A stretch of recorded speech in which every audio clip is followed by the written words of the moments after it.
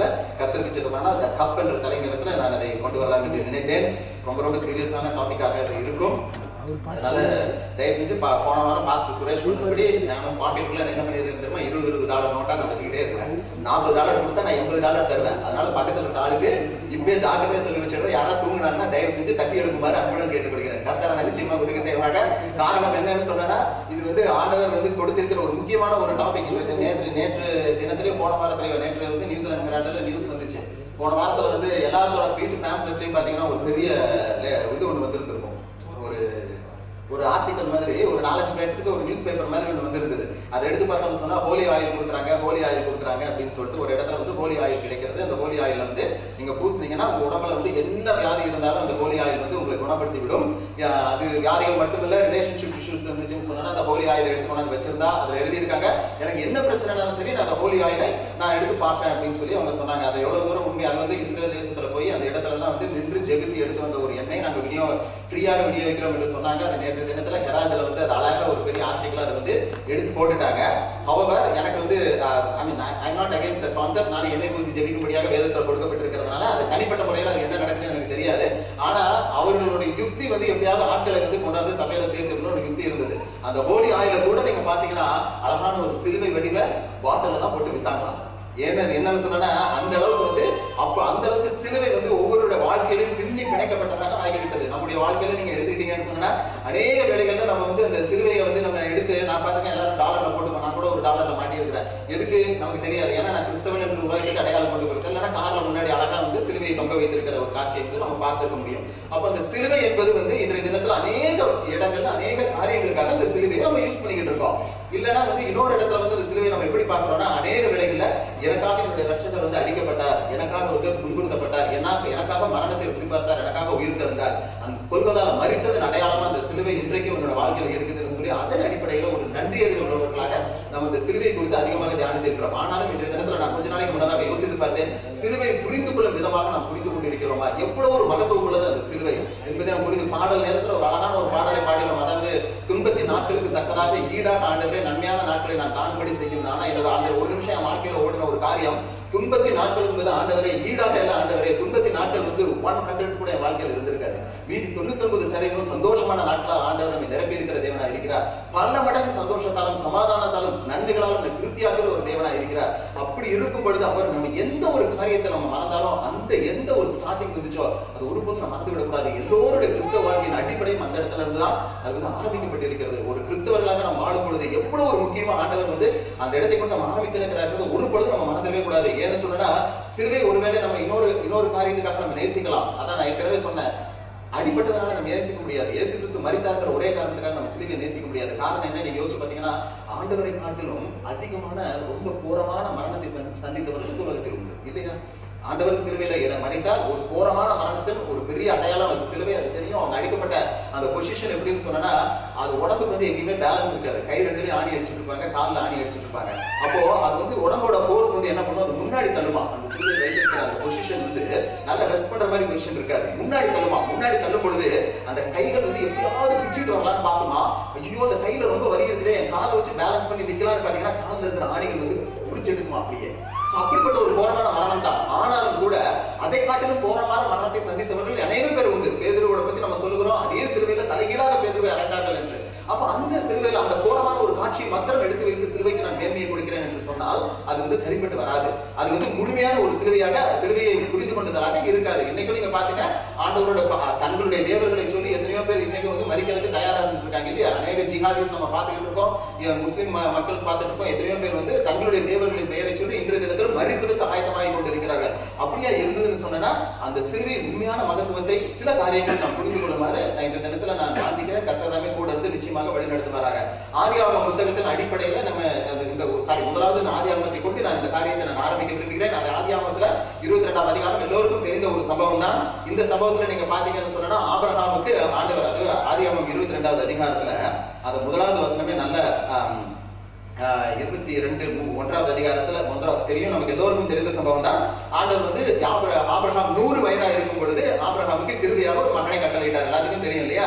அப்ப அந்த கட்டளையிடும் பொழுது இந்த காரியங்கள் நடந்த பிறகு தேவன் ஆபிரகாமை சோதித்தார். எப்படி எனில் அவர் அவனை நோக்கி ஆபிரகாமே என்றார். அவன் இதோ அடியேன் என்றான். அப்பொழுது அவர் உன் புத்திரனும் உன் ஏகசுதனும் உன் நேசகுமாரனுமாகி ஈசாக்கை, அவர் அந்த இடத்துல பாத்தீங்கன்னா நல்ல அழகா ஒருத்தர் சொல்றாரு, உன் மகன் ஈசாக்கை கூட்டிட்டு போன்னு சொல்லல, உன் புத்திரன், உனக்கு இருக்கிற ஒரே மகன், மறந்துடாத, உன்னுடைய நேசகுமாரன், அவனை அதிகமாக நேசிக்கிறாய், அந்த மகனை கூட்டிக் கொண்டு நீ போய் பலியிடுன்னு சொல்லி அந்த இடத்துல சொல்லுகிறார். சோ இங்கதான் வந்து சிலுவையோட ஆரம்பிக்கிறது. என்ன பண்ணிடுறாரு நமக்கு எல்லாருக்கும் தெரியும், இருந்தாலும் நான் சொல்லுகிறேன். அந்த இடத்துல ஈசாக்கை பலியிடும்படியாக சொன்ன வார்த்தைக்கு கீழ்ப்படித்து உடனடியாக ஆபிரகாம் அந்த இடத்துல இருந்து மேல வந்து கூட்டிட்டு போறாரு மலைக்கு. அவரையே கட்டையை சுமக்க வச்சு அந்த இடத்துல கூட்டிட்டு போய் தகன பலியாக பலியிட சொல்றான். அந்த இடத்துல அப்பாவே அந்த பையன் கேட்கிறார், அப்பா நம்ம போறமே பலிக்கு ஆட்டுக்குட்டி எங்க, அந்த தேவன் பார்த்துக் கொள்வார் என்று சொல்லி அந்த இடத்துல கூட்டிக்கிட்டு போய் ஈசாக்கை படுக்க வச்சு வெற்றக்கு கத்திய ஓங்கி ஓட்டுறப்போ ஆபிரகாமேன்னு சொல்லி ஆண்டவர் வந்து, இப்பொழுது நீ தேவனுக்கு பயந்திருக்கிறவன் என்று அறிந்திருக்கிறேன், அவன் மேல பிள்ளையாண்டான் மேல் கையை போடாதேன்னு ஆண்டவர் அந்த இடத்துல சொல்லுகிற ஒரு காரியம் போடப்பட்டிருக்கிறது. இதை பார்த்துட்டு இருக்க நமக்கெல்லாம் ஒரு எக்ஸைட்மெண்ட் வரும். என்ன ஒரு அழகான ஸ்டோரி, எவ்வளவு அழகா முடிஞ்சிருச்சு. ஏன்னா நம்ம எதிர்பார்த்துட்டு இருந்தோம், என்ன ஆகுமோ அந்த பிள்ளைக்கு இத்தனை வருடங்கள் கழித்து 100 வருடங்கள் கழித்து ஒரு பிள்ளையை கொடுத்தாரே, கொடுத்த பிள்ளையை வந்து கொண்டு போய் வெட்ட சொல்லிட்டாரே, அந்த பிள்ளையே கொண்டு போய் கொடுக்குற ஒரு, அவனே வந்து கட்டையை சுமந்து கொண்டு போய் மேல வச்சு வெட்டக்கூடிய ஒரு சூழ்நிலை வந்தப்போ நிம்மதினு சொல்லி நம்ம அந்த இடத்துல ஸ்கிரீன் முடிஞ்சிருச்சு, ஸ்டோரி முடிஞ்சிருச்சுன்னு நினைச்சிருப்போம். ஆனா அன்பார்ச்சுனேட்லி அந்த இடத்துல விழுந்தது வந்து ஸ்டோரி முடியல, ஸ்கிரீன் விழல. அந்த இடம் வந்து ஒரு இன்டர்வல் தான். அதுக்கப்புறம் ஏறத்தாழ 5000 வருடங்களுக்கு பின்னதாக அந்த கதை வந்து மறுபடியும் கண்டினியூ ஆச்சு. அதுதான் கெத்செமனே தோட்டத்துல மறுபடியும் அந்த கதை வந்து ஸ்டோரி வந்து கண்டினியூ ஆகக்கூடிய ஒரு சூழ்நிலை வந்து வந்தது. அதை புரிந்து கொள்ள வேண்டும். அப்போ அந்த இடத்துல நடந்ததுல 2 ரொம்ப டிஸ்டர்பிங் கொஸ்டின்ஸ் வந்து நான் இன்றைய தினத்துல தியானிக்க நான் விரும்புகிறேன். நீங்க பாருங்க, மத்தேயுல 27வது அதிகாரம், மத்தேயு 27 முதலாவது கேள்வி. இதுல பாத்தீங்கன்னா மத்தேயு 27ல இயேசு கிறிஸ்துவை கொண்டு போய் சிலுவையில அறைந்து விடுகிறார். இயேசு கிறிஸ்துவை கொண்டு போய் சிலுவையில 2 பக்கம் 2 கல்லர்களுக்கு நடுவாக இயேசு கிறிஸ்துவை சிலுவையில அறைந்த மாத்திரத்துல இயேசு கிறிஸ்து அந்த இடத்துல சொல்லுகிற ஒரு காரியம் வந்து, 9ஆம் மணி நேரத்தில் இயேசு தேவனை நோக்கி ஏலி ஏலி லாமா சபக்தானி என்று மிகுந்த சத்தமிட்டு கூப்பிட்டார். அதற்கு என் தேவனே என் தேவனே ஏன் என்னை கைவிட்டீர் என்று அர்த்தமா? இதை படிக்கிற வேலைகள்ல எத்தனை வேலைகளை நம்ம யோசிச்சு பார்த்திருக்கோம். இந்த வானத்தையும் பூமியும் சிருஷ்டித்த சர்வ வல்லமையுள்ள தேவன் இந்த இடத்துல தன்னுடைய பிதாவை பார்த்து கதறுகிறார், என் தேவனே ஏன் என்னை கைவிட்டீர். நீங்க யோசிச்சு பாருங்க, அடிகள் வாங்குவதற்கு ஆண்டவர் பயப்படல. கரெக்ட் தானே? அவருக்கு முன்னதா, உலக தோற்றத்துக்கு முன்னதாகவே அழிக்கப்பட்ட தேவ ஆட்டுக்குட்டி என்று நன்றாகவே தெரியும். இது நடப்பதற்கு கொஞ்ச நாட்களுக்கு முன்னதாக சீஷர்களோட மனசை பக்குவப்படுத்துகிறார். இந்த மாதிரி ஒரு காரியம் நடக்கும், நான் மறிப்பேன், மறித்து 3ஆம் நாள் மறுபடியும் உயிர் தருவேன் ஒரு காரியத்தை சீஷர்களுக்கு வெளிப்படுத்துகிறார். அவர் எதற்கும் தயாராகத்தான் இந்த இடத்துல வந்த தேவன் இந்த இடத்துல பார்த்து கேட்கிற ஒரு கேள்வி, என் தேவனே ஏன் என்னை கைவிட்டீர்? இதோட இது எந்த அடிப்படையில் அவர் கேட்டிருக்கிறார் என்றால், சங்கீதங்களின் புத்தகம் 22வது அதிகாரத்தை நம்ம எடுத்து வச்சுக்கலாம். சங்கீதங்கள் புத்தகம் 22வது அதிகாரத்தை நிறைவேறுதலாகத்தான் இன்றைய தினத்தில் அநேக வசனங்களை நாம் பார்க்க வேண்டியதா இருக்கும். சங்கீதம் 22வது அதிகாரம் 1வது வசனத்திலேயே இங்க போடப்பட்டிருக்கிற ஒரு காரியம் பாத்தீங்கன்னு சொன்னா, என் தேவனே ஏன் என்னை கைவிட்டேன்? எனக்கு உதவி செய்யாமலும் நான் கதறி சொல்லும் வார்த்தைகளை கேளாமலும் ஏன் தூரமாய் இருக்கிறேன்? இங்க பாருங்க, இயேசு கிறிஸ்து ஆண்டவரை பிதாவை பார்த்து சொல்லுகிறார், என் தேவனே ஏன் என்னை கைவிட்டீர்?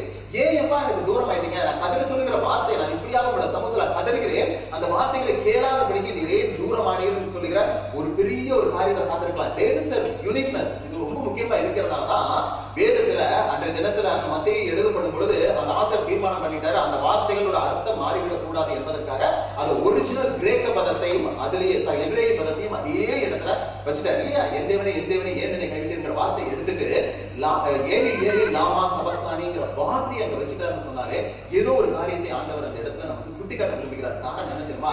அந்த வார்த்தையின் கணம், அந்த வார்த்தை ஏன் ஆண்டவர் வந்து சிலுவையில் அந்த வார்த்தையை உச்சரித்தாருங்கிற ஒரு பெரிய கணத்தை அந்த இடத்துல வந்து காட்டும்படியாக விரும்புகிறார். நீங்க பாருங்க, இதே மார்க் கொடுக்கும் பொழுது ஏலோயி ஏலோயி லாமா சபக்தானி என்ற வார்த்தை கொடுக்கப்பட்டிருக்கிறது. சின்ன டிரான்ஸ்லேஷன்ல தான் ஏலோயி ஏலோயின்னு மார்க் எழுதுகிறார். மத்தேயு எழுதும் பொழுது ஏலி ஏலி லாமா சபக்தானி என்ற வார்த்தையை சொல்கிறார். மனிதர்கள் அல்ல, பிதாவே என் தேவனே மனிதர்கள் என்னை ஏன் புறக்கணித்தார்கள் அந்த இடத்துல ஆண்டவர் கேட்கல. அந்த இடத்துல இயேசு கிறிஸ்து என்ன கேட்கிறார்? என் தேவனே நீர் ஏன் என்னை புறக்கணித்தீர்? அப்படியே இருந்தா பாருங்க, வேதத்தின் பழைய ஏற்பாட்டு காலத்திலும் சரி புதிய ஏற்பாட்டு காலத்திலும் சரி நீதிமான் சொல்லும் ஒவ்வொரு வார்த்தைகளையும் கூர்ந்து கவனிக்கிற தேவன். நீதிமான் செய்யப்படுதும் வேண்டுதல் ஒன்றுக்கு கூட பதில் இல்லாமல் போச்சு வேதத்துல சரித்திரமே கிடையாது. யார் ஆண்டவரை நோக்கி உண்மையாக கூப்பிடுகிறார்களோ அவர்கள் எல்லோருக்கும் பதில் கொடுக்கிற தேவனாகத்தான் இருக்கிறார். அதனாலதான் நம்ம அவரை ஜீவனுள்ள பேசுகிற தேவன் நம்ம அழைக்கிறோம். அப்படி இருக்கும் பொழுது பாவிகளாகிய நம்முடைய ஜெபத்தையே ஆண்டவர் கேட்டு பதிலை கொடுக்கும் பொழுது இந்த வானாதி வானங்களை படைத்து எல்லாவற்றிலும் பிதா சொல்கிற காரியத்தின்படியே தன்னோட வாழ்க்கையை முழுவதுமாக அர்ப்பணித்த இயேசு கிறிஸ்து கதரும் பொழுது அந்த இடத்துல பிதா கவனிக்கலன்னு என் தேவனே ஏன் என்னை கைவிட்டீர்கள் ஒரு முக்கியமான காரியங்கள் அந்த இடத்துல போடப்பட்டு இருக்கிறது. நீங்க பாருங்க, ஏன் எனக்கு தூரமானீர். அது ஏற்கனவே அகஸ்டின் ஜெபக்குமார் எடுத்துட்டாரு. பாஸ்டர் வந்து லேவியராகமத்துல பலிகளை குறித்து 2-3 வருடங்களுக்கு முன்னதாக எடுக்கும் பொழுது அந்த போக்காட்டு பலி என்று ஒரு பலி வந்து அந்த இடத்துல உண்டு.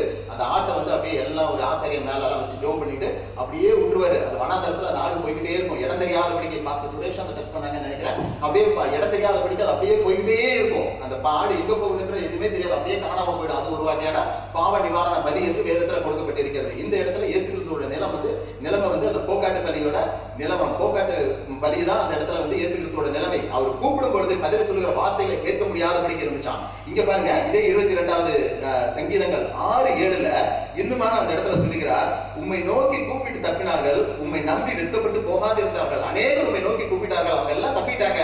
உம்மை நம்பி வந்த ஒருவரையும் வெட்கப்பட்டு போகவில்லை. நானோ ஒரு குழு, மனுஷன் அல்ல, மனுஷரால் நிந்திக்கப்பட்டும் ஜனங்களால் அவமதிக்கப்பட்டும் இருக்கிறேன்.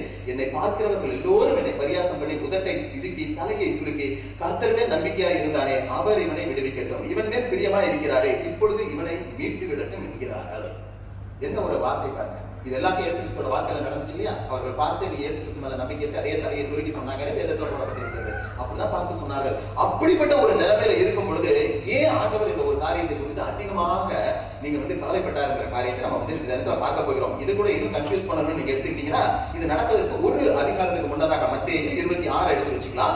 மத்தேயு 26 தேவன் இதெல்லாம் நம்ம அநேகமா குட் ஃப்ரைடே வந்துருச்சுன்னு சொன்னாவே நம்ம எல்லோரும் அதிகமாக இந்த காரியத்தை குறித்து நம்ம வந்து தியானிப்பது உண்டு. மத்தேயு 26வது அதிகாரத்துல ஆண்டவர் வந்து 1-46 வசனங்கள் முடிய உண்டு. அது முக்கியமான ஒரு காரியத்தை குறித்து நம்ம அதிகமாக தியானிப்போம். ஆனா இந்த இடத்துல ஒரு வசனம் வந்து நாம் பார்க்க போகிறோம்.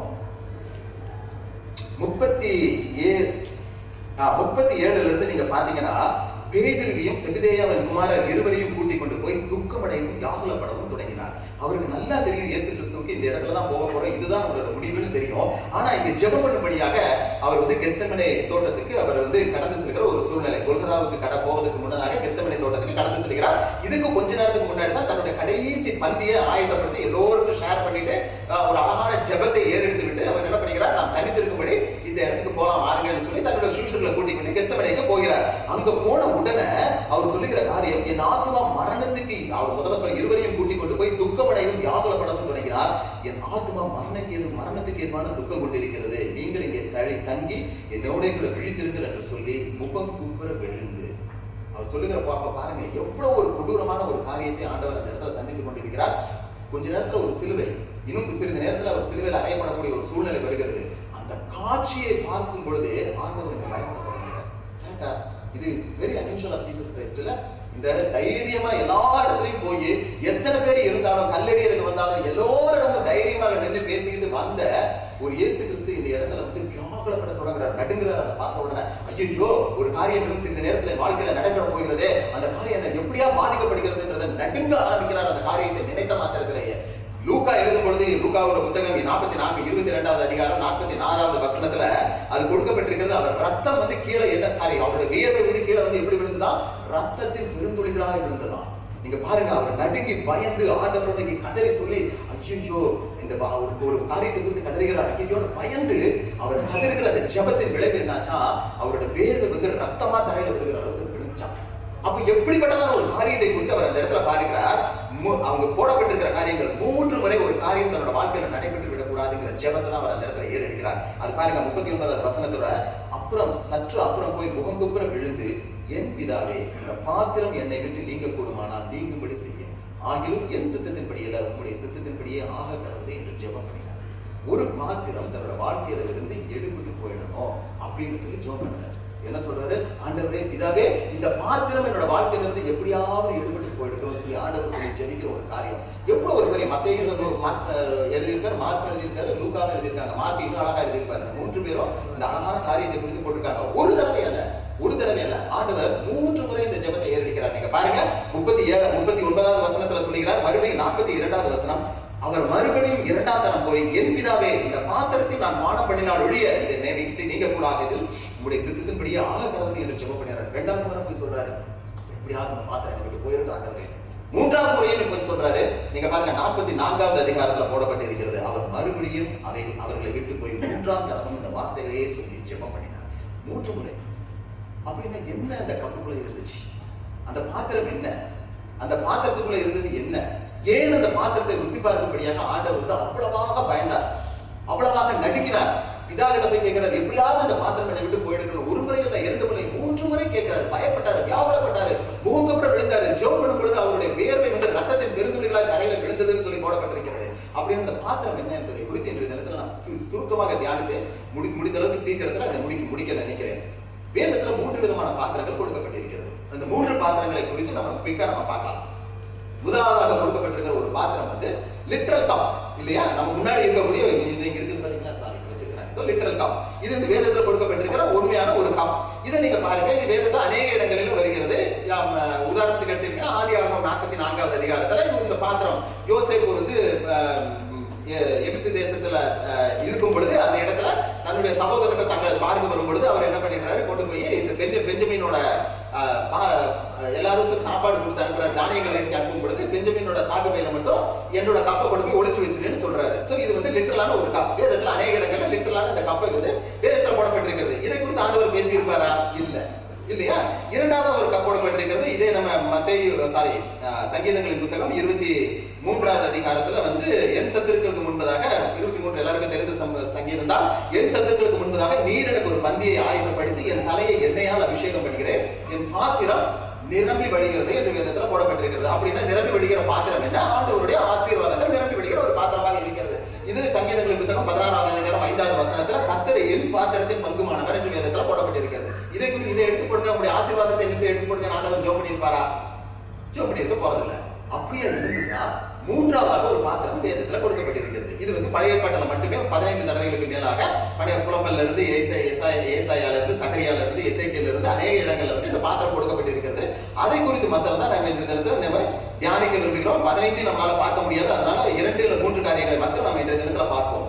ஏசாயாவின் புத்தகம் 51வது அதிகாரம்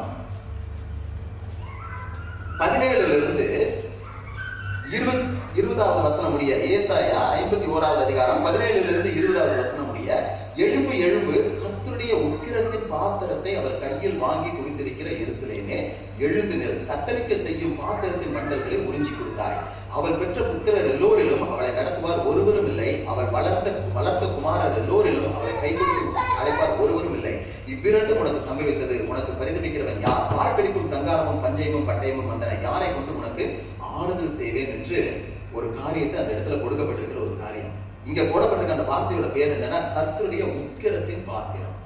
அந்த பாத்திரம் இது நீங்க இந்த முழு அதிகாரத்தை நீங்க படித்து பாத்தீங்கன்னா அந்த பாத்திரத்துக்குள்ள என்ன இருக்கான்னு தெரியுமா? மது இருக்குன்னு சொல்லி போடப்பட்டிருக்கிறது. மதுபானம் நிறைந்த ஒரு பாத்திரத்தை இந்த இடத்துல கொடுக்கப்பட்டிருக்கிறது. இது வந்து ஆண்டவருடைய உக்கிரத்தின் பாத்திரம் என்று இன்றைய தினத்துல இந்த இடத்துல கொடுக்கப்பட்டிருக்கிறது. இதை நீங்க பாத்தீங்கன்னா பாபிலோன் அரசனுடைய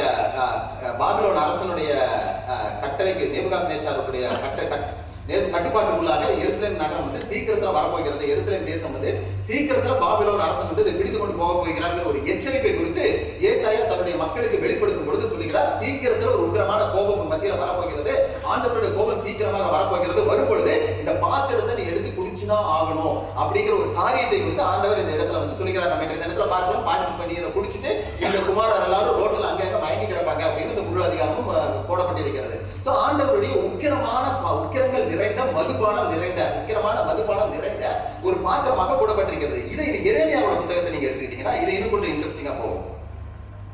எரேமியாவின் புத்தகம்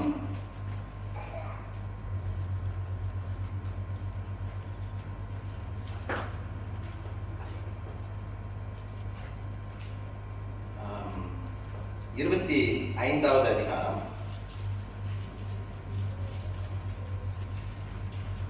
எரேமியா 25ல 15ல இருந்து 27 வசனங்களுக்குள்ளாக இந்த காரியம் வந்து கொடுக்கப்பட்டிருக்கிறது. நீங்க பின்னாடி பார்க்கலாம். இஸ்ரவேலின் தேவனாகிய கர்த்தர் என்னை நோக்கி, நான் உன்னை அனுப்புகிற ஜாதிகள் குடித்து நான் அவர்களுக்கு அனுப்பும் பட்டயத்தால் அவர்கள் தள்ளாடி புத்தி கெட்டு போகும்படிக்கு இந்த உக்கிரமான மதுபானத்தின் பாத்திரத்தை நீ என் கையிலிருந்து வாங்கி அவர்கள் எல்லோருக்கும் அதிலே குடிக்க கொடு என்றார். உக்கிரமான மதுபானம் நிறைந்த இந்த பாத்திரத்தை வாங்கி அவர்களுக்கு கொடுக்கப்படும். ஏசாயா என்ன காரியத்தை குறித்து ஜனங்களை எச்சரித்தாரோ, எப்படியாக ஒரு பெரிய பிரச்சனை வரப்போகிறது, எப்படியாக நேபுகாத்நேச்சார் நீங்க வந்து எல்லோரையும் பிடித்துக் கொண்டு போக போகிறான் என்கிற ஒரு காரியத்தை சொன்னாரோ, அதே காரியத்தை தான் எரேமியாவின் தீர்க்கதரிசியும் இந்த இடத்துல வந்து ஜனங்களுக்கு சொல்லுகிறார். இது நடந்தது எப்போன்னு சொன்னா 604 பிசி கிறிஸ்து அறையப்படுவதற்கு கிறிஸ்துவுக்கு முன்னதாக 604 ஆண்டுகளுக்கு முன்னதாக நடைபெற்ற ஒரு சம்பவம். இது ஏன் அவ்வளவு தூரம் ஆணித்தரமா சொல்லிக்கிறேன் என்றால், நான் அதை படிக்கும் பொழுது உடனடியாக போய் எப்பவுமே வந்து அது நடந்தது உண்மைதான ஹிஸ்டரி எடுத்து ரெஃபர் பண்ணி பார்ப்பேன். நான் போய் இன்டர்நெட்ல போய் நிறைய சர்ச் பண்ணி அதை எடுத்துட்டு வந்து பார்ப்பேன். அதை எடுத்து போய் பாருங்க, நம்ம எல்லோருக்கும் அது தெரிந்த ஒரு சம்பவமாக தான் இருக்கும். அந்த இடத்துல நடந்த ஒரு மிகப்பெரிய போரை குறித்து சரித்திரம் எழுதி வைத்திருக்கிறது. அந்த சரித்திரத்தில் நடந்த அந்த போர் தான் இங்கும் கொடுக்கப்பட்டிருக்கிறது. அதான் அவுட் ஆஃப் த டாபிக். ஆனா வேதத்தில் கொடுக்கப்படுகிற எந்த ஒரு காரியமும் சரித்திரத்தின் அடிப்படையில் சரித்திரமும் வேதமும் ஒரு இடத்துல மாறுபட்டு போகவே போகாது. எல்லாம் வேதத்தில் இருக்கக்கூடிய ஒவ்வொரு காரியமும் சரித்திரபூர்வமாக நிறைவேறிக் கொண்டேதான் வருகிறது. இது இப்பவும் வந்து இந்த காரியங்களை வந்து நீங்க எருசலேம் தேசத்துக்கு போனீங்கன்னு சொன்னா இந்த காரியத்தை குறித்து நம்ம பார்க்கலாம். சிறிய தேசத்திலும் இந்த காரியத்தை குறித்து பார்க்கலாம். இங்க போடப்பட்டிருக்கிற ஒரு காரியத்தை நீங்க பாத்தீங்கன்னு சொன்னா, இந்த இடத்துல 604வது வருடங்கள்ல வந்து இது நடந்ததா. இங்க என்னாச்சுன்னு சொன்னா, எரேமியா தீர்க்கதரிசி என்ன பண்ணுகிறார், 23 வருடங்களாக எச்சரித்துக் கொண்டே இருக்கிறார். ஆஹா, சீக்கிரத்துல பிரச்சனை வரப்போகுது, சீக்கிரத்துல பிரச்சனை வரப்போகுது, மக்களே மனம் திரும்புங்க, மனம் திரும்புங்க, மனம் திரும்புங்க. 23 வருடங்களாக எரேமியா தீர்க்கதரிசி இஸ்ரவேல் ஜனங்களை பார்த்து, எருசலேம் தேசத்தை பார்த்து, எருசலேம் பட்டணத்தை பார்த்து சொல்லிக் கொண்டே வருகிறார். இவங்க யாரும் காது கொடுத்து கேட்கவே இல்லை. கொஞ்ச நேரத்துல அவர் ஆயிட்டாரு, நல்ல ஒரு என்டர்டைனர் ஆயிட்டாரு, இல்லன்னா நல்ல ஒரு ஜோக்கர் ஆயிட்டாரு. ஏன்னா இவன் வருவான் போவான், காலையில இருந்து வருவான், ஏதோ ஒரு மேல ஒரு சட்டை எடுத்துட்டு வருவான். ஏன்னா பழைய காலத்துல அப்படிதானே பேசினாங்க. அதை எடுத்துட்டு வருவான், அப்படி பண்ணுவான், இப்படி பண்ணுவான். அதனால அவன் ஜோக்கரை இவன் காலையில இருந்து சொல்ற முடியும் உட்காந்து கேட்போம், ரசிப்போம், போவோம்னு சொல்லி எல்லாரும் எடுத்து போய்கொண்டே இருந்தாங்க. நீங்க எடுத்து பாத்தீங்கன்னா அப்படிதான் வேதத்துல போடப்பட்டிருக்கிறது. 3வது வசனம் போடப்பட்டிருக்கிறது. ஆமோனின் குமாரனாகிய யோசியாவின் 13ஆம் வருஷம் துவக்கி இந்நாள் மட்டும் சென்ற இந்த 23 வருஷமாய் கர்த்தருடைய வார்த்தை எனக்கு உண்டாயிற்று. நான் உங்களுக்கு ஏற்கனவே சொல்லிக் கொண்டு வந்து நீங்கள் கேளாமல் போனீர்கள். அவர் எச்சரிக்கை மேல எச்சரிக்கை கொடுத்து கொண்டே இருந்தார். இந்த மரத்துல நேபுகாத்நேச்சார் ஒரு வரப்போகிறான், எல்லாத்தையும் பிடித்து கொண்டு போகிறான்னு எச்சரிக்கை கொடுத்து கொண்டே இருந்தார். ஆனா அவங்க ஒரு காலத்தையும் கொடுத்து அதை காது கொடுத்து அவங்க கேட்கவே இல்லைங்கிற ஒரு சூரியத்தை நம்ம வந்து பார்க்கலாம். அவங்க காரியத்தை வந்து பார்க்கலாம். அந்த காலத்துல நீங்க பாத்தீங்கன்னா இது நடைபெற்றுக் கொண்டிருக்கிற காலகட்டத்தில் உலகத்துல இருந்த பவர்ல வந்து டாப் பவர் வந்து அசீரியர்கள் நிறைந்த ஒரு பட்டணம். 23 வருடங்களுக்கு முன்னதாக அசீரியர்கள் வந்து உலகம் முழுவதுமாக அவர்கள் ஆண்டு கொண்டு வந்தார்கள். அசீரிய தேவனை அதுவும் நான் ஹிஸ்டரி எடுத்து படிச்சேன், நீங்க படிச்சு பாருங்க. அசீரியர் ராஜாக்கள் வந்து உலகத்தை முழுவதுமாக ஆண்டு கொண்டிருந்த காலகட்டத்துல தான் திடீர்னு ஒரு நாள் என்ன ஆயிடுச்சு, இந்த அசீரியர்களோட படம் வந்து உள்ள ஆரம்பிச்சிருச்சு. நமக்கு எல்லாருக்கும் தெரியும், இப்ப மாடர்ன் டேஸ்ல நடந்து கொண்டு வருகிற சம்பவங்கள் தான். ஒன்றாக இருக்கக்கூடிய நாடுகள் வந்து திடீர்னு ஒரு காலத்துல பிரியக்கூடிய சூழ்நிலை வந்துச்சு. அப்போ இந்த அசீரிய தேசம் வந்து கொஞ்சம் கொஞ்சமா உடைய ஆரம்பிச்சது. உடைய ஆரம்பிச்ச உடனே யார் இதை டேக் ஓவர் பண்ணாங்கன்னா பாத்துக்கிட்டே இருந்தாங்க. இந்த அசீரியா உடைஞ்சதுன்னா இந்த நாடுகளை போய் நாம பிடிக்கணும். இந்த அசீரியர்களோட கட்டுப்பாட்டுல அன்னைக்கு எருசலேம் தேசமும் இருந்தது. நன்றாக கேட்டுக்கொள்ளுங்க, எருசலேம் தேசமும் அந்த அசீரியர்களோட கட்டுப்பாட்டுல இருந்துச்சு. ஆனா அசீரியர்களோட வழிபாடுகளுக்கு இவர்கள் தங்களை விற்று போட்டவர்களாக இஷ்டத்துக்கு என்ன அவங்களுக்கு கண்ணில் பட்டுச்சோ அதை எல்லாத்தையும் பண்ணி கொண்டு வந்தார்கள் அந்த மக்கள். இது உடைந்த உடனே 2 பவர்ஃபுல் நேஷன் ஒன்று இருந்துச்சு. நார்த்ல ஒன்று இருந்துச்சு, சவுத்ல ஒன்று இருந்துச்சு. 2 பவர்ஃபுல் நேஷன்ஸ் இருந்துச்சு. நார்த்ல இருந்த தேசம் வந்து பாபிலோன், அதோட தலைவராக தான் நேபுகாத்நேச்சார் இருந்தார். தெற்குல இருந்த தேசம் வந்து எகிப்து தேசம். இது 2 பவர்ஃபுல் நேஷன்ஸ் இருந்தது. இவங்க என்ன பண்ண ஆரம்பிச்சாங்கன்னா, இவங்க விழ ஆரம்பிச்சோன்னா இவங்க 2 பேரும் ஆஹா இதுதான் நல்ல டைம்னு சொல்லி கொஞ்சம் கொஞ்சமா இவர் அங்கிருந்து அவரோட ஆர்மியை மூவ் பண்ணிட்டு வர, அவர் அவரோட ஆர்மியை அங்கிருந்து மூவ் பண்ணிட்டு வர, 2 பேரும் அது கொஞ்சம் கொஞ்சமா வர ஆரம்பிச்சாங்க. இங்க இதுவும் ஹிஸ்டரியில நீங்க போய் தேடி பாருங்க. எரேமியா 46வது அதிகாரம் 2வது வசனத்துல அந்த சம்பவத்தை குறித்து போடப்பட்டிருக்கிறது. நான் படிக்க போறது இல்ல. ஆனா பேட்டில் ஆஃப் கர்மேஸ் சொல்லிட்டு ஒரு போராட்டம் வந்து நடைபெற்றது. உலகத்துல ஒரு பயங்கரமான ஒரு சண்டை வந்து நடந்துச்சு. அந்த பேட்டில் ஆஃப் கர்மேஸ்ங்கிற நடந்தது வந்து 604வது வருடத்துல. சோ அங்க நடந்து பொழுது என்னாச்சு, கடைசியில இந்த 2 பேருமே வந்து நேர அசீரிய தேசத்துல வந்து சீரியா தேசத்துல வந்து இவர்கள் 2 பேரும் ஒன்றோடு ஒன்று மோதி கொண்டார்கள். இந்த 2 பேரும் மோதின உடனே பார்வோனுடைய கூட்டத்தை வந்து நேபுகாத்நேச்சார் தோற்கடித்தார். அவர்களோட ஆர்மிஸ் எல்லாம் வந்து அந்த இடத்துல விழுந்து போனார்கள். நேபுகாத்நேச்சார் அங்க இருந்து என்ன பண்ணிட்டார், எருசலேமை கேப்டிவிட்டியில பிடிச்சிக்கிட்டு நேரம் அவரோட தேசத்துக்கு கொண்டு போயிட்டார். எல்லாத்துக்கும் தெரியும் இல்லையா, வேதத்துல போடப்பட்டிருக்கிற சம்பவம். அப்படியாக தான் இஸ்ரேல் ஜனங்கள் வந்து எங்க போய் சேர்ந்துட்டாங்க, கடைசியில நேபுகாத்நேச்சாரோட கட்டுப்பாட்டுல பாபிலோன் தேசத்துல போய் அவர்கள் வந்து அங்க சேர்ந்து கொண்டார்கள். சோ இது நடந்தது இந்த வருடம் தான் 604வது வருடம்.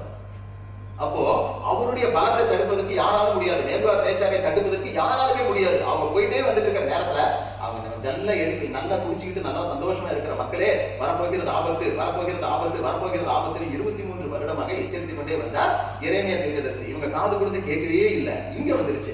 இப்போ இந்த காலத்துல வந்து இப்ப எப்படி நம்ம சர்மன்ஸ் எல்லாம் எடுக்கிறப்போ ஏதாவது ஒரு ஸ்டோரியை சொல்றோம், இல்லைன்னா இன்னைக்கு சொல்ல போறது இல்ல, ஆனா ஏதோ ஒரு ஸ்டோரியை சொல்றோம், இல்லைன்னா வந்து எக்ஸாம்பிள் சொல்றோம், இல்லஸ்ட்ரேஷன் சொல்றோம். அந்த காலத்துல தீர்க்கதரிசிகள் என்ன பண்றாங்கன்னா எப்பவுமே வந்து ஒரு ப்ராப்பை யூஸ் பண்ணுவாங்க. நீங்க பாருங்க, ஒரு பெரிய நுகத்தை எடுத்து தோல்ல எடுத்து மாட்டிப்பாங்க, இல்லைன்னா கைகளால தங்கள் கைகளையும் கால்களையும் கட்டி கொண்டு படுத்துக்குவாங்க. இல்ல அநேக இல்லஸ்ட்ரேஷன்ஸ் எடுத்து கொண்டாந்து ப்ராப்ஸை யூஸ் பண்ணி மக்களுக்கு எப்படியாவது செய்தி சென்றடையணும் என்று அவர்கள் விரும்புவார்கள். அப்படியாக இந்த இடத்துல எரேமியா தீர்க்கதரிசி மூலமா ஆண்டவர் சொல்கிற ஒரு காரியம் தான் கையில கொடுத்த கப். இந்த கப் என்னுடைய உக்கிரமான கோபம் நிறைந்த மதுபானம், உக்கிரமான கோபமான மதுபானத்தால் நிறைந்த இந்த பாத்திரம் என்னோட கையில இருக்கு. இதை கொண்டு போய் நீ எல்லாருக்கும் குடிக்க கொடு. இன்னைக்கு ஆண்டவரோட கோபம் இங்க வரப்போகுது, நல்லா ஜாலியா சுத்திக்கிட்டு இருக்கிறோம். யாரோ ஒருத்தர் ஆண்டவரோட கோபம் இங்க வரப்போகுது, இந்தாப்பா கப்ப குடின்னு நம்ம நினைச்சு பண்ணுறோம். தேங்க்ஸ், பக்கத்தால கொடு, அப்படிதான் நம்ம சொல்லிருக்கோம் இல்லையா? ஆனா அந்த இடத்துல அந்த மக்களும் விவரமா தான் இருந்தாங்க. அங்க போடப்பட்டிருக்கிற வார்த்தையை பாருங்க, 27, 28வது வசனம், எரேமியா தீர்க்கதரிசி புத்தகம் 25வது அதிகாரம் 27, 28. நீங்கள் குடித்து, அதாவது அந்த பாத்திரத்தை வாங்கி குடித்து வெறுத்தி வாந்தி பண்ணி நான் உங்களுக்குள் அனுப்பும் பட்டயத்தால் எழுந்திராதபடிக்கு விழுங்கள் என்று இஸ்ரவேலின் தேவனாகிய சேனைகளின் கர்த்தர் உரைக்கிறார் என்று நீ அவர்களுக்கு சொல்லு. அவர்கள் குடிக்கிறதுக்கு அந்த பாத்திரத்தை உன் கையில் வாங்க மாட்டோம் என்று சொல்வார்கள். ஆனால் நீ அவர்களை நோக்கி நீங்கள் குடித்து தீர வேண்டும் என்று சேனைகளின் கர்த்தர் சொல்கிறார். No other option. Middle way கிடையாது. ஒண்ணு இங்க இரு அங்கே இரு, மிடில் வே கிடையாது. நீ குடித்துதான் தீர வேண்டும் என்று சேனைகளின் தேவனாகிய கர்த்தர் சொல்லுகிறார். அந்த பாத்திரத்தை நீ குடிச்சுதான் தீரணும்னு சொல்லி சொல்றார். புரியுதாப்பா நான் சொல்ல வந்தது என்ன ஒரு காரியம்? ஆண்டவருடைய உக்கிரமான கோபம் நிறைந்த ஒரு பாத்திரம். இந்த பாத்திரத்தை நீ குடித்துதான் ஆகணும்னு சொல்லும்போது இப்ப நம்ம கெத்செமனேக்கு நம்ம திரும்ப போயிடலாம். இப்ப ஆண்டவரோட கருத்துல என்ன அந்த வரப்போதான்? ஆண்டவருடைய உக்கிரமான கோபம் நிறைந்த ஒரு பாத்திரம் வைக்கப்பட்டிருக்கு. இந்த பாத்திரத்துல நீ பானம் பண்ணிதான் ஆகணும்னு ஆண்டவர் சொல்லிட்டாரு. சொன்ன உடனே என்ன ஆகுது? இயேசு கிறிஸ்து நடக்க ஆரம்பிக்கிறார். ஆண்டவரே, anything Lord but this, anything Lord but this. என்னுடைய நிந்தையை நான் பொறுத்துக் கொள்ளுகிறேன். என்னோடு கூட வந்த பிரச்சனைகளை நான் பொறுத்துக்குவேன். என்னை விட்டுக்கிட்டு எல்லாரும் ஓடி போயிட்டாங்களே, அதை நான் பொறுத்துக்குவேன். நான் வந்து கஷ்டப்பட்டு சூஸ் பண்ண 12 நபர்களும் என்னை ஏமாத்திட்டு ஓடிட்டாங்களே, ஒருத்தர் கூட என் பக்கத்துல இல்லையே, அதை நான் பொறுத்துக்குவேன். ஆனா இந்த பாத்திரத்தில் நிறைந்த உங்களுடைய கோபம் நிறைந்த இந்த பாத்திரத்தை வாங்கி குடிப்பதை மாத்திரம் எப்படியாவது நெட்டை எடுத்துக் கொடுங்க ஆண்டவரேன்னு சொல்லி கதறுகிற ஒரு சூழ்நிலை. என் தேவனே ஏன் என்னை அந்த உக்கிரமான கோபத்தின் பாத்திரம் எப்படியாவது தன்னை ஏன் தெரியுமா? அந்த பாத்திரம் இயேசு கிறிஸ்துவாக ரிசர்வ் பண்ணப்பட்ட பாத்திரம் கிடையாது. இயேசு கிறிஸ்து மாதிரி ஒரு ஆள் குடிக்க வேண்டிய ஒரு பாத்திரம் கிடையாது. பாவமரியாத அந்த ஆட்டுக்குட்டி குடிக்க வேண்டிய ஒரு பாத்திரம் கிடையாது. அது யார் குடிக்க வேண்டிய பாத்திரம்? சங்கீதங்களின் புத்தகம் 75வது அதிகாரம், சங்கீதம் 75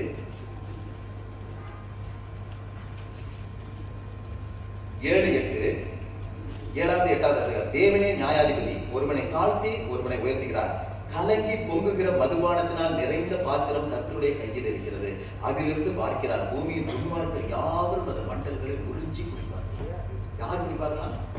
பூமியில் இருக்கிற துன்மார்க்கர். யாருக்கு வைக்கப்பட்ட ஒரு பாத்திரமா? துன்மார்க்கருக்கு வைக்கப்பட்டிருக்கிற ஒரு பாத்திரம். இந்த பாத்திரத்தை எடுத்துக்கொண்டு போய் பாவமறியாத ஆட்டுக்குட்டி, இந்த வானத்தையும் பூமியையும் படைத்த சர்வ வல்லமையுள்ள தேவனாகிய இயேசு கிறிஸ்துவோட கையில கொடுத்து நீ இந்த பாத்திரத்துல குடின்னு சொல்ற. யோசிச்சு பாருங்க. இன்னைக்கு அந்த பாத்திரத்தை குடிக்க முடியாத ஒரு நிர்பந்தம் எனக்கும் உங்களுக்கும் வந்துச்சுன்னு சொன்னா பாத்திரங்கள் பத்தாது.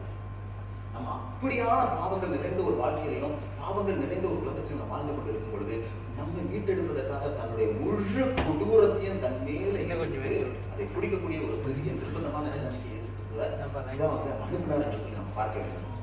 3 காரியங்கள் அந்த பாத்திரத்தை கொடுத்தது மூலமா வந்துச்சு. ஆனா நமக்கு தெரியும், he was supposed to drink, no other option. வேண்டாம்னு சொல்ல முடியாது. நீ குடித்தேதான் தீரணும்னு பிதாவுக்கு முதலில் கொடுத்தார். 2வது அவர் வந்து பாவமான வேதத்துல போடப்பட்டிருக்கிறது. 3வது அவர் அதனால சபிக்கப்பட்டார் என்று சொல்லப்பட்டிருக்கிறது. பாவமான எந்த ஒரு மனிதனும் வந்து சபிக்கப்பட்டு தேவனுடைய உக்கிரமான கோபத்தை சந்தித்தான். இந்த இடத்துல நான் வார்த்தைகளை ஜாக்கிரதையை யூஸ் பண்றேன். ஒரு புனித தன்மையை ஒருபொழுது நம்ம கேட்கலாம். யாருக்காக ஒரு பாவமானா எவ்வளவு தூரம் பிதாவை நொறுக்க சித்தமானாங்கிற ஒரு காரியத்தை நம்ம வந்து நன்றாக புரிந்து கொள்ள வேண்டும். இதுக்கு ஒரு நீங்க ஏசாயா புத்தகம் 53வது அதிகாரம், ஏசாயா 53:10 எல்லாருக்கும் வந்து நம்ம அநேக வேளைகளில் படிக்கிற ஒரு இதுதான். 9-10 கூட நீங்க படிக்கலாம்.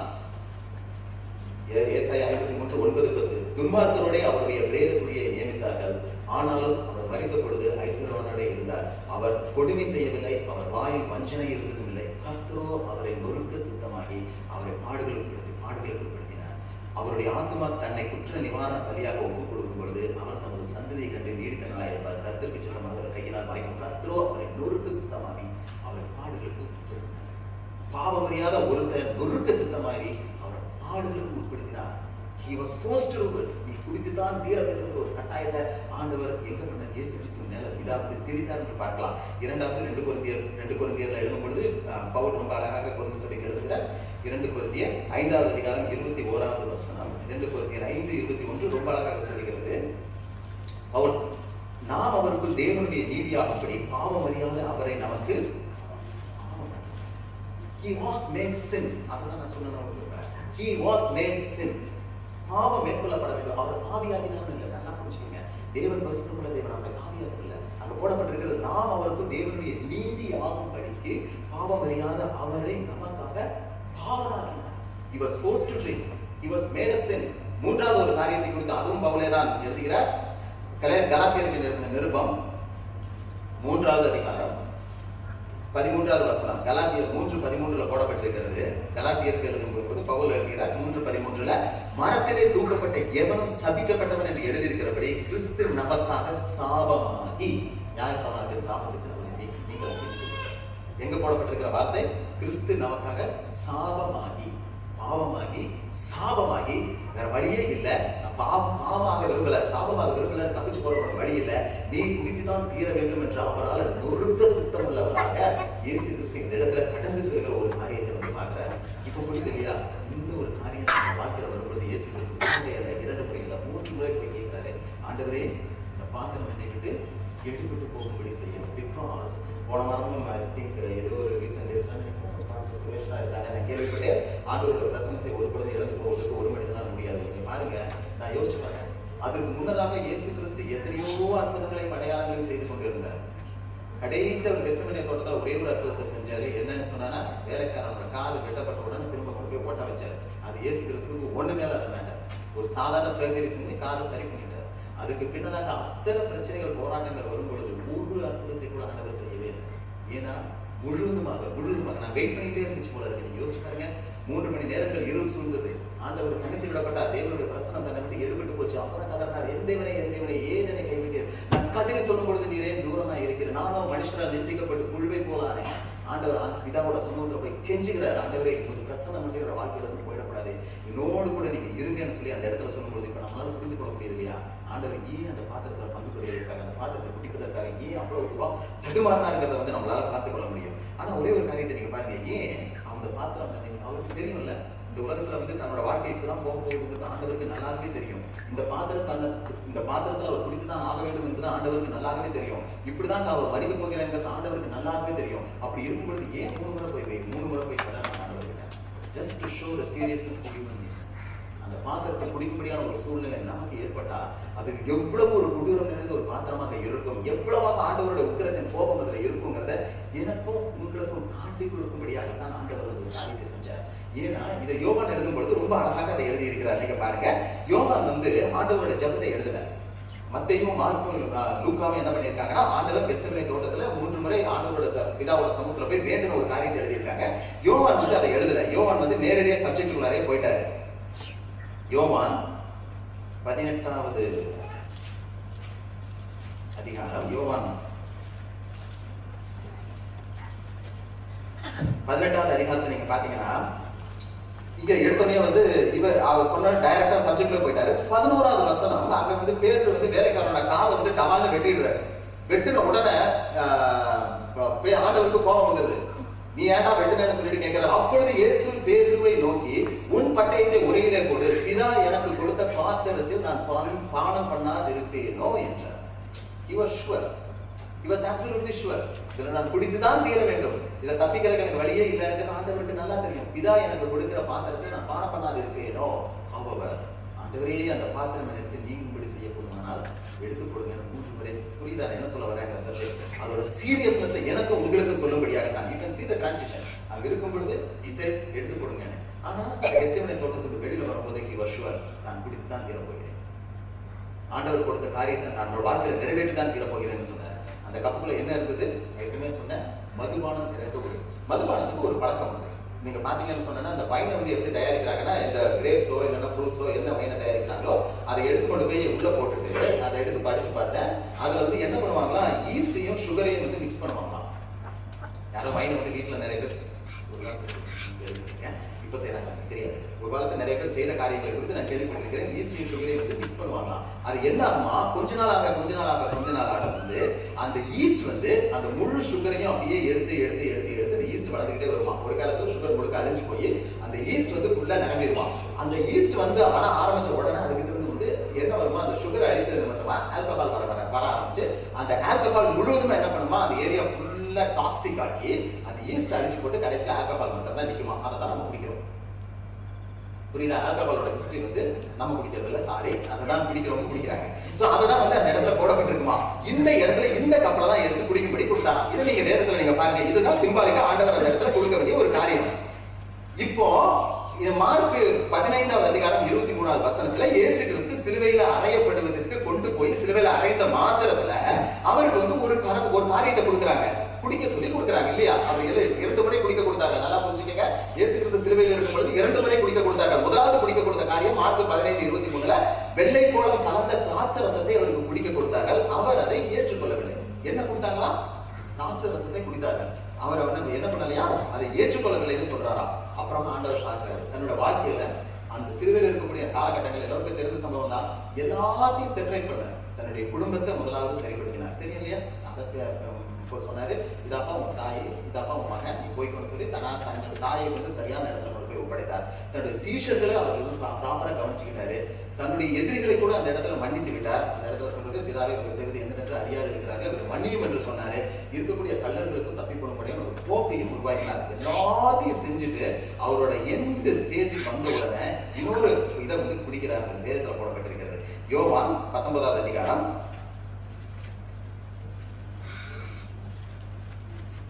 19:28 30 வசனங்களுக்கு எல்லாத்தையும் முடிச்சுட்டு பாருங்க. 27வது வசனத்துல கடைசியா தன்னோட ஃபேமிலிக்கு வர்றாரு. பின்பு அந்த சீஷனை நோக்கி அதோ உன் தாய் என்றார். அந்நேரம் முதல் அந்த சீஷன் அவளை தன்னிடமா ஏற்றுக்கொண்டார். அதன் பின்பு எல்லாம் முடிந்தது என்று இயேசு அறிந்து வேத வாக்கியம் நிறைவேறத்தக்கதாக தாகமாய் இருக்கிறேன் என்றார். ஆடி நிறைந்த பாத்திரம், என்ன திராட்சரசம் அல்ல, ஆடி நிறைந்த பாத்திரம் அங்கே வைக்கப்பட்டிருந்தது. அவர்கள் கடற்காலனை ஆடியை கொடுத்து ஈசோப்பு தண்டினை மாற்றி அவர் வாயிலிருந்து நீட்டி கொடுத்தார்கள். இயேசு காடியை வாங்கின பின்பு முடிந்தது என்று சொல்லி தலையை சாய்த்து ஆவியை ஒப்புக் கொடுத்தார். இயேசு முடிந்தது என்று சொல்லி தலையை சாய்த்து ஆவியை ஒப்புக் கொடுத்தார். ஃபைனல் அந்த பாத்திரம் ஆண்டவர் தனக்காக நியமித்திருக்கிற அந்த பாத்திரத்துல ஆண்டவர் பானம் பண்ணி முடிந்தது என்று சொல்லி ஆவியை தீர்மானித்தார். இத்தனை நேரங்களாக நடைபெறாத இருந்த அற்புதங்கள் அடையாளங்களும் ஆண்டவர் மறித்த அடுத்த நிமிஷம் நடைபெறாது. உலகம் முழுவதும் தன்னுடைய வல்லமைகளான மாற்றங்களை நிரப்பின தேவன் அந்த பாடுகள் நிறைந்த காலகட்டத்தில் தன் முழுவதுமாக அந்த காரியத்தை தன்னோட வாழ்க்கையில அநேக வேலைகள் நானும் யோசிப்பேன். இதெல்லாம் நொறுக்கப்படும், இதெல்லாம் நடைபெறும் பொழுது பிதா எங்க இருந்தார், எந்த ஏன்னு கைவிட்டார். நம்ம அநேக வேலைகளை சொல்லுவோம், பிதா வந்து குமாரன் படுகிற வேதனையை பார்க்க முடியாதபடிக்கு, தன்னுடைய சொந்த குமாரன் அடிக்கப்படுகிறதை பார்க்க முடியாதபடிக்கு தன்னுடைய முகத்தை திருப்பி கொண்டு வேற இடத்துல இருந்திருப்பார். இல்லைன்னு சொன்னா பிதா குமாரன் எப்படி கதறுகிறாரோ அதே போல என்னோட மகன் வேதனைப்படுகிறானே கதறி இருப்பார் பிதான்னு சொல்லி இருக்கலாம். ஆனா நான் வேதத்துல எங்கேயுமே அதுக்கான ஆதாரங்கள் இல்லை. நான் என்ன நினைச்சிருக்கேன் தெரியுமா, நீ பட்டுதான் தீரணும், நீ அனுபவித்துதான் தீரணும், என்னோட பிரச்சனை நீ இழந்தான் தீரணும். ஏன்னா இது எல்லோரும் தான் என்னுடைய மக்கள் வந்து இழந்து போகிறார்கள், அதோட முழுமையை நீயும் அனுபவித்துதான் தீர வேண்டும் என்று சொல்லியிருப்பார். பிகாஸ் அவரை நொறுக்க சித்தமானார், அவரை பாவமாக்கினார், அவரை சாபமாக்கினார். உலகத்துல என்னுடைய நியாய தீர்ப்பு வருமானால் நாளை தினத்துல இந்த உலகம் எப்படியாக நியாயம் தீர்க்கப்படுமோ அத்தனை காரியத்தினுடைய வாழ்க்கையில நீ அனுபவித்து தான் தீர வேண்டும் என்று சொல்லி அனுப்பிவிட்டார். இதான் அந்த இடத்துல அதேதான் நியாய தீர்ப்பு நாளில என்னுடைய வாழ்க்கையில உங்களோட வாழ்க்கையில அப்படிதான் நடக்கும். எந்த விட ஏன் என்னை கைவிட்டீர்கள் சொன்னாங்க. பிதா வந்து ஐயோ என் மகன் அழுறானேன்னு பார்த்து அவர் வருத்தப்பட்டு கொண்டிருக்கிற ஒரு சூழலில் வேதம் அப்படியாக கொடுக்கப்படவில்லை. அதோட அர்த்தம், அதோட ஆதார வசனங்களை நான் இன்னும் சில நேரத்தில் சொல்லி நான் அதை முடிக்க விரும்புகிறேன். எடுப்போம். நீங்க பாருங்க, இது வெளிப்படுத்தல் விசேஷம் கடைசி காலகட்டங்களில் நடக்கிற ஒரு காரியத்தை குறித்து வெளிப்படுத்தல் 14வது அதிகாரம் 14வது அதிகாரத்தில் காரியம் போடப்பட்டிருக்கிறது. இங்க வந்து எல்லாம் முடிந்ததுன்னு சொல்லி ஆண்டவர் பிதாவிடத்தில் ஆவியை ஒப்பு கொடுத்தார். என்ன ஆயிடுச்சு, ஏற்கனவே இன்டர்வல் முடிஞ்சிருந்தது. ஆபிரகாம் ஈசாக்கோட காலத்துல முடிந்த இன்டர்வல் வந்து இங்க ஃபைனலா வந்து ஒரு ஸ்கிரீன் வந்து விழுந்துருச்சு, ஸ்டோரியோட எண்டுக்கு வந்துருச்சு. வெளிப்படுத்தல் 14வது அதிகாரம் 9 11 வசனங்களுக்கு போடப்பட்டிருக்கிறது. அவர்களுக்கு பின்னே 3ஆம் தூதன் வந்து மிகுந்த சத்தமிட்டு மிருகத்தையும் அதன் சொரூபத்தையும் வணங்கி தன் நெற்றியிலாவது தன் கையிலாவது அதன் முத்திரையை தரித்துக் கொள்கிறவன் எவனோ அவன் தேவனுடைய கோபாக்கினையாகிய பாத்திரத்திலே கலப்பில்லாமல் வார்க்கப்பட்ட அவருடைய உக்கிரமாக மதுவை குடித்து பரிசுத்த தூதர்களுக்கு முன்பாகவும் ஆட்டுக்குட்டியானவர்களுக்கு முன்பாகவும் அக்னியினாலும் கந்தகத்தினாலும் பாதிக்கப்படுவான். அவர்கள் வாதையின் புகை சதா காலங்களிலும் எழும்பும். மிருகத்தையும் அதன் சொரூபத்தையும் வணங்குகிறவர்களும் அதனுடைய நாமத்தின் முத்திரையை தரித்துக் கொள்கிற எவனுக்கும் இரவு பகலும் கிடைக்காதல் இருக்கிறார். இங்க போடப்பட்டிருக்க வார்த்தை பாருங்க. அவர் 10வது வசனம், அவன் தேவனுடைய கோபாக்கினைக்கு பாத்திரத்திலே கலப்பில்லாமல் வார்க்கப்பட்டு அவருடைய உக்கிரமான மதுவை குடித்து, கலப்பில்ல ராவா குடிக்கிறார். ஒரு இடத்துலயும் கொண்டு ஆண்டவர் வந்து மிக்ஸே பண்றதில்ல, டைலூட்டே பண்றதில்ல, கான்சென்ட்ரேட்டட் ஃபுல்லா கான்சென்ட்ரேட்டான கோபரமான உக்கிரமான அந்த இடத்தை வந்து குடின்னு சொல்லி கடைசி காலத்துல நடைபெறும் என்று வேதத்துல போடப்பட்டிருக்கிறது. இந்த ஒரு குடி வந்து எனக்கும் உங்களுக்கும் சதா காலமும் பாதிக்கப்படாதபடி நானும் நீங்களும் தப்பிக்கணும்னா அத்தனையும் தன் மேல ஏற்றுக்கொள்ள வேண்டும் என்று பிதா சித்தம் கொண்டிருந்தார். அதனாலதான் அந்த இடத்துல ஆண்டவர் இயேசு கிறிஸ்துவை அனுப்பி முழுவதுமாக அந்த கோர தண்டனையை சிலுவையில அடைபடியான ஒரு காரியத்தை அந்த இடத்துல நியமித்தார். இதுதான் அந்த பாத்திரம். இதனால ஆண்டவர் வந்து கதறினார், தேவனே என் தேவனே ஏன் என்னை கைவிட்டேன்னு சொல்லி. ஒரு கையனா நம்ம எல்லோரும் இந்த உலகத்துல வாழ்ந்து கொண்டிருக்கிறோம். நான் சண்டே பைபிள் ஸ்டடியில அதை சொல்லிக்கிட்டு இருந்தேன். எல்லோரும் இந்த உலகத்துல வாழ்ந்து கொண்டிருக்கோம். எல்லோரும் நம்ம வந்து கண்டிப்பா சிலுவை ஒரு நாள் சந்தித்து தான் தீரணும். நம்ம வாழ்க்கையில நம்ம எப்படி வேணா வாழ்ந்துட்டு இருக்கலாம். ஆசிரியர்களோட காலகட்டத்துல இஸ்ரவேல் ஜனங்கள் சந்தோஷமா கொண்டாடி சந்தோஷமா ஆடி பாடி மகிழ்ந்து கொண்டாடிக்கிட்டு இருந்தாங்க. ஆனா என்னைக்கோ ஒரு நாள் நேர்காணல் வரலாம் போனான் எச்சரித்தாங்க. 23 வருடங்களாக அவங்களுக்கு எல்லாம் வேடிக்கையாவும் கூத்தாடியாவும் போனாரு எரேமியா தீர்க்கதரிசி. ஏசாயாவும் அப்படிதான் போனார் 51வது வசனத்துல. ஆனா எல்லாம் இருக்கும் கூட 51வது அதிகாரத்துல. ஆனா என்னைக்காவது ஒரு நாள் பாபிலோன் வந்து தேசம் வரதான் போச்சு. அதே போல நம்ம இந்த ஒரு நியாயத்திற்கு சிலுவையில ஒரு நாள் சந்தித்து தான் தீரணும். அந்த சிலுவையில இருக்கும்போது அந்த 2 திருடர்கள் இருந்தா பாத்தீங்களா, அந்த 2 திருடர்களோட சாய்ஸ் தான் நம்மளோட சாய்ஸ். ஒண்ணு ஆண்டவரோட சமூகத்துல போய் பரதேசம் என்று என்னோடு கூட இருப்பாய் ஆண்டவர் சொல்லி ஒரு திருடனாக மாறணும். அப்படி இல்லைன்னு சொன்னா ஒண்ணுமே பேசாத இருக்க கொடுமையான ஒரு காரியம் என்ன தெரியுமா? அதையும் படிச்சு பார்த்துட்டு இருக்கிறப்போ 2 கலர்களும் பேசுறாங்க. இன்ஃபேக்ட் முதல்ல பேச ஆரம்பிச்சோம் அந்த மோசமான கலர் தான் பேச ஆரம்பிச்சான். அவரோட சமூகத்துல போய் நின்றுட்டு நீ தேவனுடைய குமாரனா என்ன விடுவிச்சுக்கோ, நீயே தப்பிச்சுக்கோன்னு சொல்லி எல்லாத்தையும் பேசினான். ஆனா 2வது கலர் வந்து சொன்னா, ஆண்டவரே நீ வந்து பரதேசத்துல நின்று உங்களுடைய சமூகத்துல வந்து நானே இருக்கும்படி நீ உங்களுடைய சமூகம் நீ வரும்பொழுது என்னை நினைத்தருங்கிற ஒரு காரியத்தை வந்து சொன்னா, எல்லாத்தையும் சொன்ன உடனே 2 கலர்கள் ஆண்டவர் எந்த கலருக்கு பதில் சொன்னாரு? 2வது முதல் கலருக்கு ஒரு வார்த்தை கூட சொன்னாரு.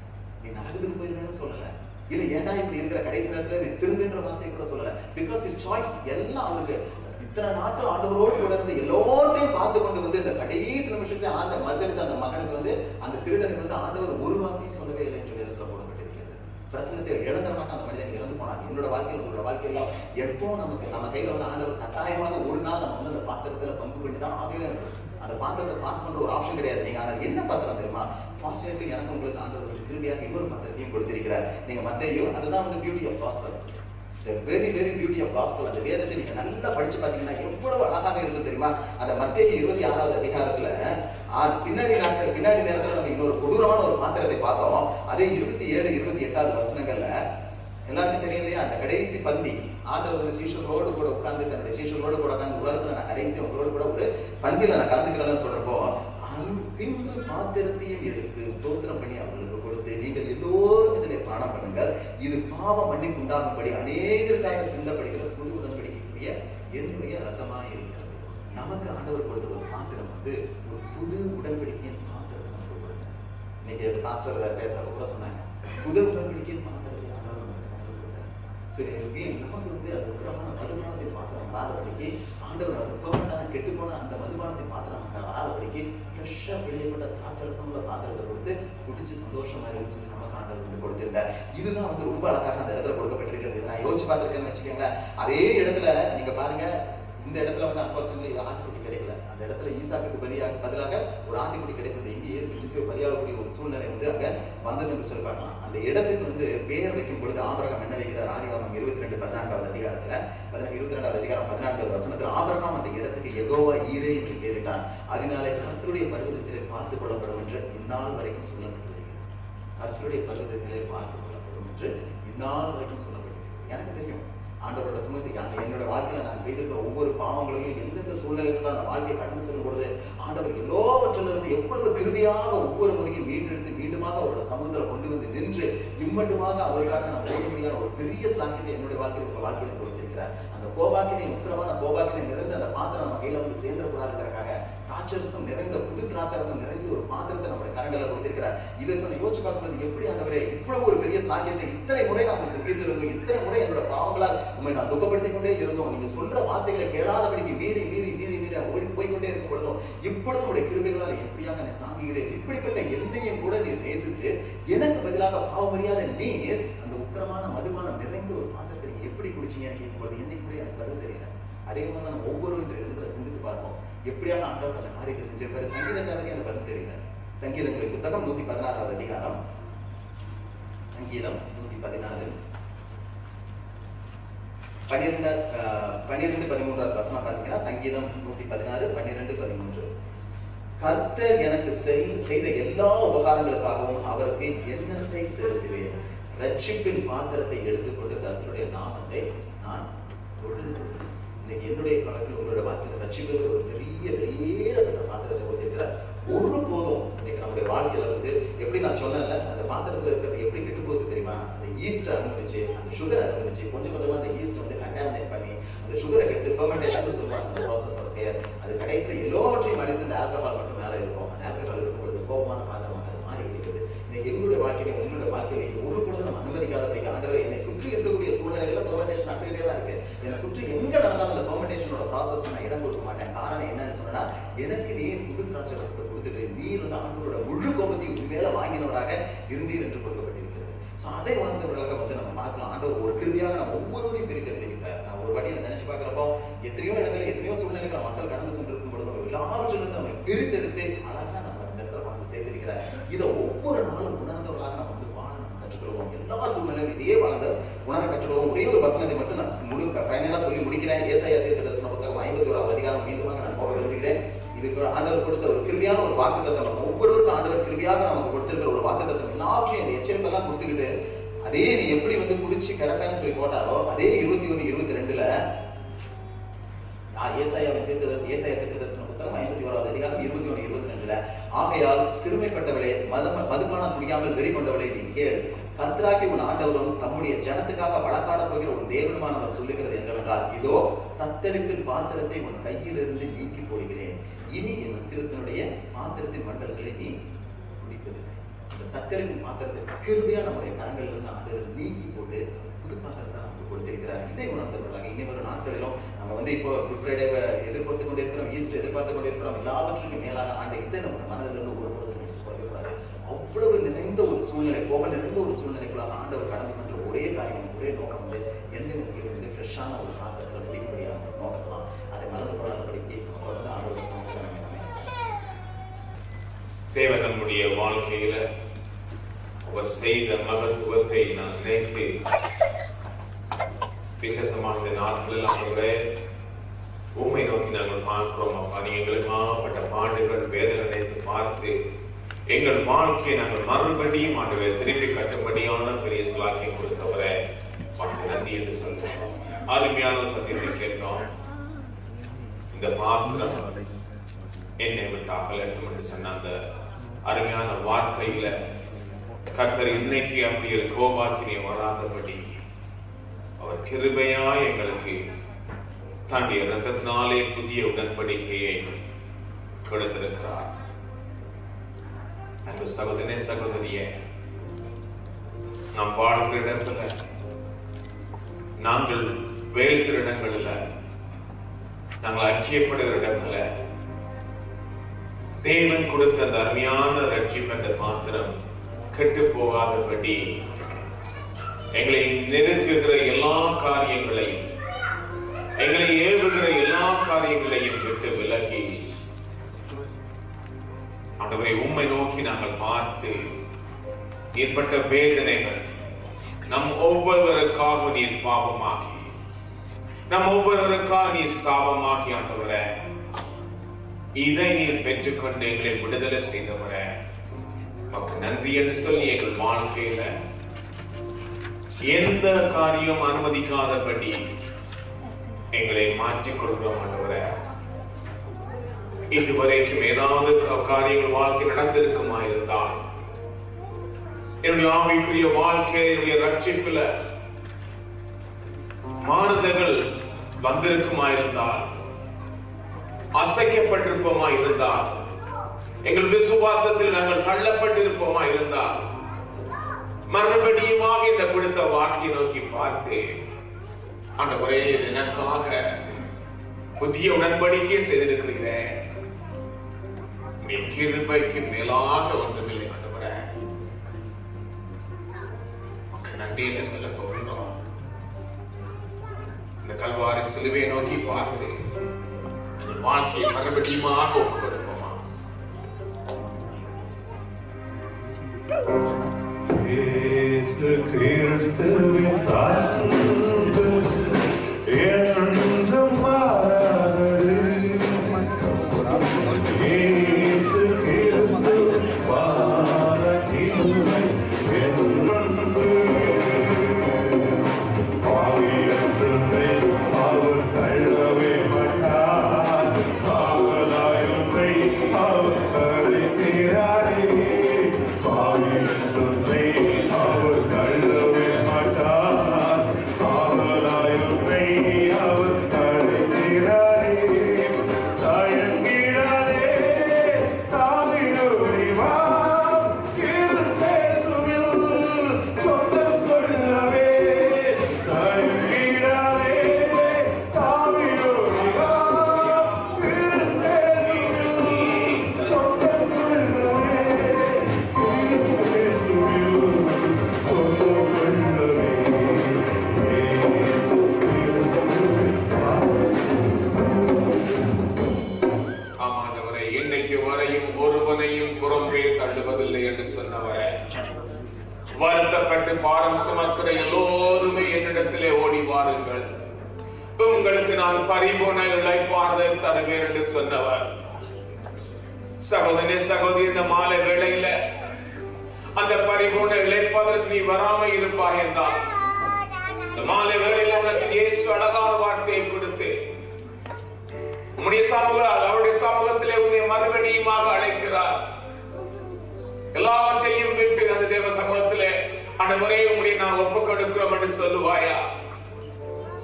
உனக்காகப்பட்ட அடிகள், உனக்காகப்பட்ட வேதனைகள் எல்லாவற்றையும் அவரே சுமந்து அந்த பாத்திரத்திலே அவர் தன்னையே ஒப்புக் கொடுத்து எனக்கு உனக்காக புதிய உடன்படிக்கை செய்து வைத்திருக்கிறார்.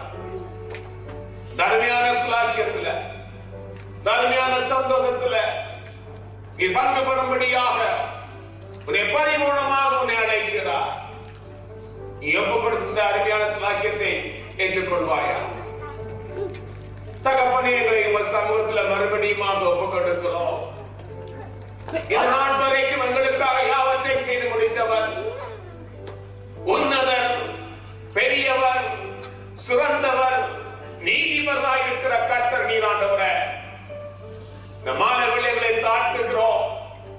மறுபடியுமாக ஆண்டவர் நீர்பட்ட வேதனைகளை, நீர்பட்ட நிந்தனைகள், அவமானங்கள், துன்பங்கள் எல்லாவற்றையும் நாங்கள் நோக்கி பார்த்து நீர் கொடுத்த இந்த விலையேறப்பட்ட ரட்சிப்புக்காக உமக்கு நன்றி செலுத்துகிறோம். இதை யாரும் பறிக்காதபடி ஆண்டவரே உடைய சமூகத்துக்கு வரும் வரைக்கும் நாங்கள் மகிழ்ந்து களி கூறும்படி இன்று நாள் வரைக்கும் எங்களுக்காக யாவற்றையும் செய்திருக்கிறவரை உம்மை நோக்கி நாங்கள் பார்க்கிறோம். இந்த மாலை வேளையிலே உமக்கு நன்றி செலுத்துகிறோம். உடைய மகத்துவத்துக்கு நன்றியோடு துதிக்கிறோம். இவ்வளவு பெரிதான ரட்சிப்பை குறித்து ஆண்டவர் அசட்டையா இல்லாதபடி தொடர்ந்து ஆண்டவரே உடைய சமூகத்தில் எப்போதும் அதுக்கு பாத்திரமா நடக்கத்தக்கதான கிருபையை கொடுப்பீராக. அதற்கு ஒரு பிள்ளைகளை ஆசீர்வதியும் கிருபைகளும் உடைய வல்லமை ஒரு குடும்பங்களை தாங்கி என்று நடக்கட்டும். பேசுற பிள்ளைகளுக்காக ஜெபிக்கிறேன். ஆண்டவர் அடுத்த வாரம் முழுவதும் பாதுகாத்து பலப்படுத்துவீராக. கண்களை தயவை கொடுப்பீராக, பாதுகாப்பை கொடுப்பீராக. ஆண்டவரே, ஸ்கூலுக்கு போய் வரும் ஒவ்வொரு பிள்ளைகள் மேலும் தேவ கிருபையும் பாதுகாப்பும் வல்லமை கடந்து வரட்டும். வரைதடப்பட்ட குடும்பமுடன் தேவ கிருபை ஆண்டவரை தொடர்ந்து இருப்பதாக இந்த மாலை விளக்கு நன்றியோடு சொல்லுகிறோம். எங்களை உடைய சமூகத்திலே ஒப்பு கொடுத்து தாழ்த்துகிறோம் ஆண்டவரே. எல்லா துதி, எல்லா மகிமை, எல்லா கனமும் உமக்கே செலுத்துகிறோம். மீட்பர் இயேசு மூலம் நன்றி செலுத்தி ஜெபிக்கிறோம். பிதாவே, ஆமென்.